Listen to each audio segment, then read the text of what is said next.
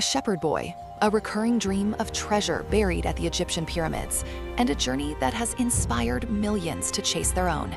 This is The Alchemist by Paulo Coelho. I'm Anna Park. Mateo, where did this little book come from? It was published in 1988 by a then little-known Brazilian writer. At first, it barely sold. But word spread and spread. Today, it's been translated into more than 80 languages and sold over 65 million copies. A quiet global phenomenon. At its heart is one luminous idea, the personal legend. Coelho tells us each of us is born with a destiny, a dream we are meant to pursue, and that the whole universe conspires to help those who dare to follow it. Our hero is Santiago, a young shepherd in the hills of Andalusia. He loves his sheep, his books, and the open road.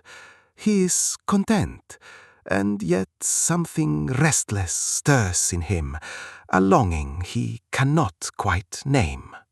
Twice he dreams the same dream. A child leads him to the pyramids of Egypt and tells him a hidden treasure awaits. Unsettled, he visits an old gypsy woman who tells him plainly, "Go to Egypt and find it." Then a mysterious old man appears, Melchizedek, who calls himself the King of Salem.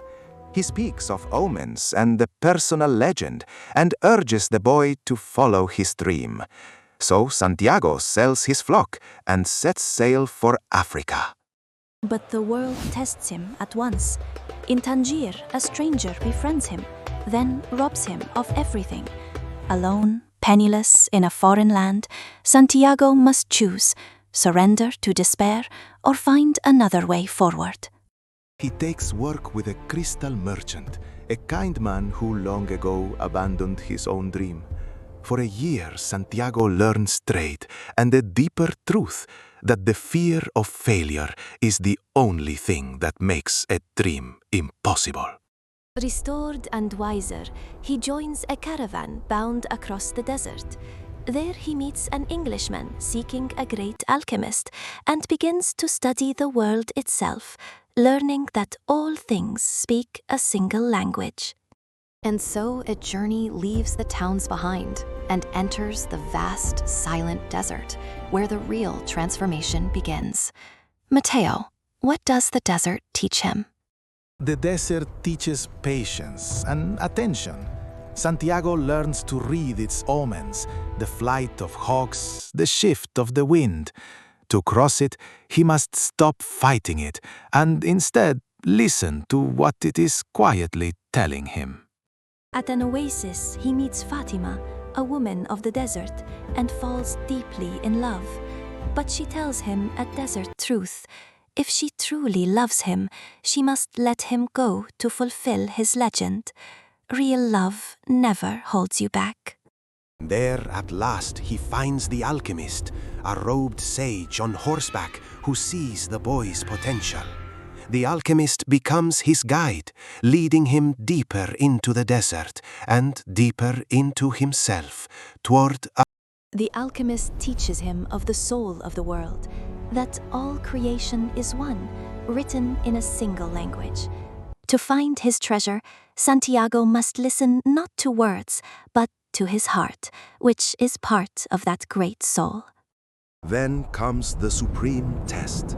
Seized by a warring tribe, Santiago must prove himself by turning himself into the wind. Reaching into the soul of the world, he speaks to the desert, the wind, and the sun, and a great storm rises.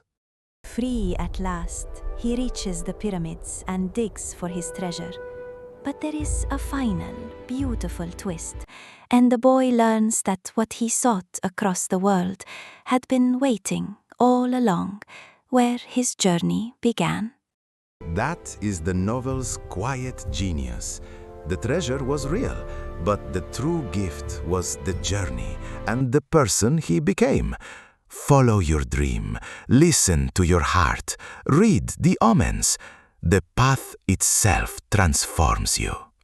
The Alchemist endures because it speaks to something in all of us, the dream we're afraid to chase. Coelho's invitation is simple. Discover your personal legend and find the courage to live it. Thank you, Mateo and Yasmin.